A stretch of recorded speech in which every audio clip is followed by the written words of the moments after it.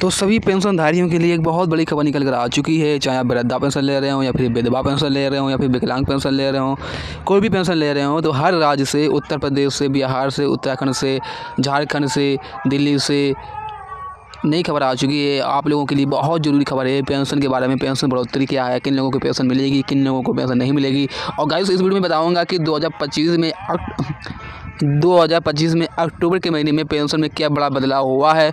Complete जानकारी देने वाला हम। बात करेंगे कि हम हरियाणा सरकार ने सामाजिक सुरक्षा पेंशन योजनाओं में सबसे अधिक राशि देने वाला राज्य है। इस राज्य में 1 से 2025 में इसमें बढ़ोतरी हुई है। जैसे कि हरियाणा में बुजुर्गों को वृद्धा पेंशन, विधवाओं और विकलांगों को पेंशन, मासिक पेंशन की राशि 3250 कर दी गया है। और यह कदम राज्य सरकार द्वारा किया गया है। कमज़ोर वर्ग को लोगों को अधिक सहायता मिलती रहे, ऐसे में सभी लोगों को ये फ़ायदा मिलेगा। ठीक है, 25 में लाभार्थियों के खाते में त्रैमासिक किस्त के रूप में 3000 रुपये अप्रैल और मई जून की पेंशन जमा की गई थी। तो उत्तर प्रदेश सरकार ने 2025 में इस योजना के विस्तार से करते हुए लाखों नए लाभार्थी को जोड़ा था, जिसमें कुल लाभार्थी की संख्या। अब बात लेते हैं कि दिल्ली सरकार ने सामाजिक सुरक्षा पेंशन के लिए अच्छी राशि प्रदान की है। विधवा पेंशन कष्ट महिलाओं के लिए पेंशन योजना के तहत इसमें 2500 रुपये प्रति माह बताई गई है। वृद्धा पेंशन दिव्यांग अन्य श्रेणियों के लिए भी दिल्ली सरकार द्वारा उच्च दर पर पेंशन प्राप्त की जाती है, जो अक्सर NSPA के तहत केंद्र की ओर से राशि अधिक होती है।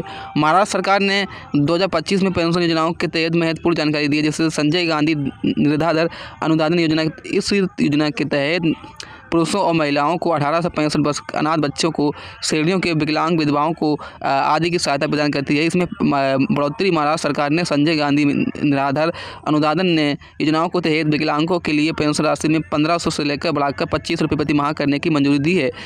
अगर हम उत्तराखंड की बात करें तो उत्तराखंड में 1200 रुपये प्रति माह मिलता है। पश्चिम बंगाल में यहाँ पर लगभग 1000 रुपये प्रति माह मिलता है। और तेलंगाना में राज्य सरकार ने के आसरा पेंशन योजना के तहत वृद्धावस्था, विधवा और विकलांगों पेंशन को 2000 रुपये से लेकर 3016 रुपये दिव्यांगों के लिए प्रति माह की है। और इस राशि को जैसे कि राज्यों के आधार पेंशन राशि में बढ़ोतरी की मांग हर न्यूनतम 3000 रुपये की मांग देश में चल रही है। तेजी से वृद्धा, विधवा, विकलांग पेंशन की न्यूनतम राशि बढ़ाकर कम से कम 3000 रुपये से लेकर 6000 रुपये प्रति माह किया जाना चाहिए, ताकि लाभार्थियों को सामाजिक जीवन जीने का हक मिले। तो 2025 में नए राज्यों ने EPT पर्दाफाश। हर लाभार्थी को 2025 में लगभग सभी राज्यों में पेंशन और का भुगतान DBT डायरेक्ट बेनिफिट ट्रांसफर के माध्यम से किया जा रहा है, जिसमें बिचौलियों को भूमिका समाप्त हो गई है, जैसे और लाभार्थियों के खाते में पैसा सीधे जमा हो रहा है।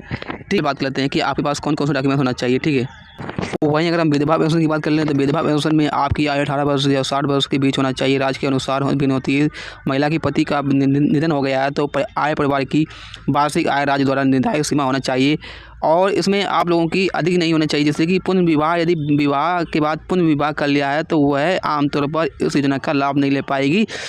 विकलांग बात है, मेन बात की, जैसे कि परिवार में कोई भी सदस्य जैसे कोई भी भुगतान करता है, जैसे कि इनकम टैक्स देता है या फिर सरकारी बड़ी पेंशन। यदि परिवार की कोई भी सदस्य सरकारी अर्ध सरकारी नौकरी है तो ऐसे में किसी अन्य सरकारी स्रोत में से 1 लाख रुपये से प्रति वर्ष से अधिक नियमित रूप से पेंशन आती है, तो ऐसे में आप लोगों को ये लाभ नहीं मिल पाएगा। जिसके बाद संपत्ति वाहन, यदि आप आवेदक के पास राज्य द्वारा निर्धारित सीमा से अधिक कृषि भूमि है या फिर 4 पहिए वाला वाहन है या फिर अधिक जायदाद है, तो ऐसे में आप लोगों को पैसा नहीं मिल पाएगा। पेंशन के लाभ यदि आवेदक पहले से ही केंद्र से या राज्य सरकार की निजी किसी भी अन्य सरकारी सामाजिक सुरक्षा पेंशन योजना से, जैसे कि गाइस अटल पेंशन योजना के तहत निश्चित लाभ ले रहा है। जैसे कि उच्च पेंशन, जैसे कि वार्षिक बात कर लेते हैं, यदि परिवार की कुल वार्षिक आय सरकार द्वारा निर्धारित जैसे अधिकतम 1 लाख रुपये या उससे 1.5 लाख रुपये से अधिक है, तो ऐसे में आप लोगों को पैसा नहीं मिल पाएगा। ठीक है, वृद्धा कई राज्यों में जैसे हरियाणा, बिहार, उत्तर प्रदेश में 2025 में पेंशन में बड़ी वृद्धि घोषणा की गई। जैसे सामान्य, जैसे इसमें 1000 रुपये से लेकर 1500 रुपये तक बात चल रही है। पुरानी पेंशन की बात की जाए तो पुरानी पेंशन आप लोगों को यहाँ पर राज्यों में कम से कम 1000 रुपये से 1100 रुपये से लेकर 3500 रुपये प्रति माह तक किया जा रहा है। ठीक है, आयु छूट, जैसे कि राज्यों में वृद्धा पेंशन के लिए पात्र की 60 वर्ष या उससे घटाकर 55 वर्ष की उम्र की जा रही है। ठीक है, अब गाइस सबसे पहले बात कर लेते हैं कि सभी सीनियर सिटीजन को बचत बैंक खाता में लाभ। कई बैंकों वरिष्ठ नागरिकों को उच्च ब्याज पर फिक्स डिपॉजिट FD सुविधा देती है। जैसे ब्याज दर की बात कर लें तो इसमें 6% से लेकर 7% तक बैंक के अनुसार लाभ मिलता है। ऑनलाइन बैंकिंग छूट मिलती है और इनकम टैक्स में छूट मिलती है। और इसके बाद 60 वर्ष से उससे ऊपर नागरिकों को टैक्स में छूट मिलती है। जैसे उदाहरण के लिए आय का स्लैब 60 वर्ष से ऊपर 3 लाख रुपए तक पुराने नियम के अनुसार 80D और 80 TTDB के तहत स्वास्थ्य बीमा और बैंक डिपॉजिट पर टैक्स बचत होती है। जैसे फॉर एग्जांपल जीवन बीमा का निवेश, वरिष्ठ नागरिकों को बीमा योजना के तहत सभी लोगों को लाभ, प्रीमियम कवरेज, मेडिकल जांच, कम आवश्यक बचत में निवेश होता है। इसमें आप लोगों को NSC PBP सीनियर सिटीजन को सेविंग स्कीम के तहत लाभ, टैक्स, ब्याज छूट मिलता है। इसके बाद स्वास्थ्य और मेडिकल फ़ायदे, सभी लोगों को सरकारी निजी स्वास्थ्य बीमा योजना, वरिष्ठ नागरिकों के लिए विशिष्ट रूप से बीमा योजना का लाभ मिलता है। आप लोग अस्पताल में बीमारी और अस्पताल में छूट मिलती है। 50% तक अस्पताल में खर्च की छूट मिलती है। सरकारी अस्पतालों में, निजी अस्पतालों में वरिष्ठ नागरिकों के लिए छूट मिलती है। और इसके बाद आप लोगों को सार्वजनिक स्वास्थ्य केंद्र PHC के और सरकारी अस्पताल वरिष्ठ नागरिकों के लिए OPD और दवा विशेष चेकअप कैंप, फ्री सब्सिडी वाली दवाएँ, टीकाकरण और हृदय रोग, डायबिटीज, उच्च रक्तचाप की दवा मिलती है।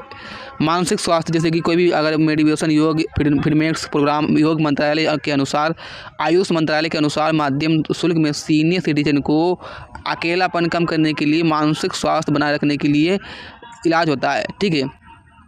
सामाजिक सुरक्षा, यात्रा की और परिवार में छूट, रेलवे में छूट, पुरुष को 60% से लेकर 40% तक छूट मिलती है। महिला को 58% से लेकर 50% छूट मिलती है। और बस और हवाई अड्डा में छूट मिलती है। राज्य परिवहन के निगम से 50% छूट मिलती है। एयरलाइन वरिष्ठ नागरिकों के लिए ऑफर होता है। ठीक है।